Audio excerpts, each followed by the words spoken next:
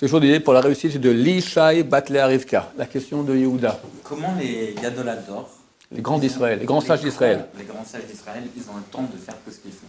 Ils peuvent étudier tout le chasse, et répondre aux gens, et prier pour les gens. D'abord dans la jeunesse, avant d'être grands, ils étudiaient sans cesse. D'abord, nous, la concentration, une concentration énorme. Ils arrivaient à faire ce que nous on fait en 10 heures, en 1 heure, parce qu'ils se concentraient très très très fort. Faire du bruit à côté de le Rav Moshe Feinstein. Il était en Russie.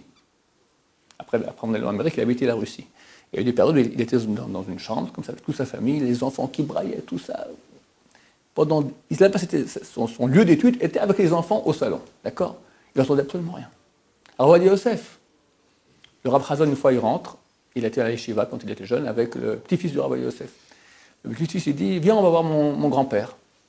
Il rentre chez le Rav, où le Rav il est en train d'écrire. Et puis tout d'un coup, il y a un livre qui tombe, boum.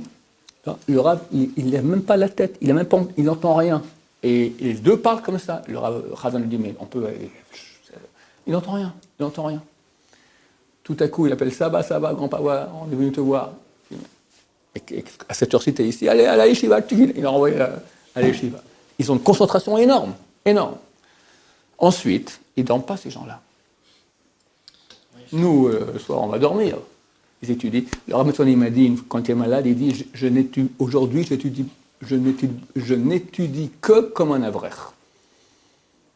Il est dépité. Un avraire, comment il étudie 8, 9, 10 heures par jour. Aujourd'hui, je dis que comme un avraire. C'était combien avant? Une fois le Rav Yosef Suid, il appelle, c'est à l'époque où on pouvait encore appeler les rabbins au téléphone, il appelle le Rav Ovadia Yosef, 8 heures du matin. Sa femme répond, je peux parler au Rav, il dort. Et 8 heures du matin, il dort encore.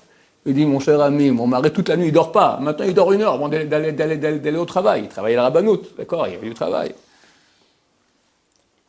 Quand il dormait, le Rav Eliashiv, il dormait 3 heures par jour, quelque chose comme ça. Comment c'est possible? Je ne sais pas. Comment c'est possible?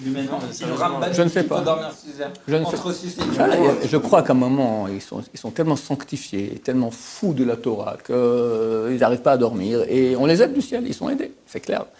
C'est très très dur, au bout d'un moment, tu es aidé. Alors le Rav Eliashiv, il y a eu un cas super important, ils sont allés et ils l'ont dérangé quand il est en train d'étudier. Pourquoi on ne veut pas déranger il y a 1 heure quand j'étais en train de dormir? Quand je suis en train de dormir dans mes heures de sommeil, là vous me dérangez pour ne pas quand je suis en train d'étudier. Déjà il y a ces 3 heures de sommeil, nous on aurait dit, j'ai que 3 heures de sommeil, viens me voir quand je me lève. Tout le contraire. C'est des gens... Alors Eliashiv, quand il était jeune, il avait peut-être 12-13 ans, il y a le Zeppelin dirigeable, qui est passé. Il venait d'Égypte, il est venu ici en Israël, à Jérusalem. Tout le monde allait voir. C'était même dans les journaux, c'est marqué à 11h, le Zeppelin va passer, etc., etc. Et toute la ville, tout le monde va aller voir comment le Zeppelin passe. Alors il va voir aussi, 12-13 ans. Puis en route, il s'est dit, qu'est-ce que je vais perdre mon temps à avoir un ballon gonflable? Je rentre étudier. Et il est rentré étudier. À 12-13 ans, d'accord, c'est un travail énorme. L'amour de la Torah. Comment ils ont le temps de faire tout ça? On a l'impression qu'ils voilà. Puis ensuite, après, quand tu les vois, par exemple, ils sont en mariage, il est comme ça. Tu crois qu'il fait quoi? Avec Mara sans cesse. Mais bien sûr. Bon, les femmes. Ah ouais, non. Sans cesse.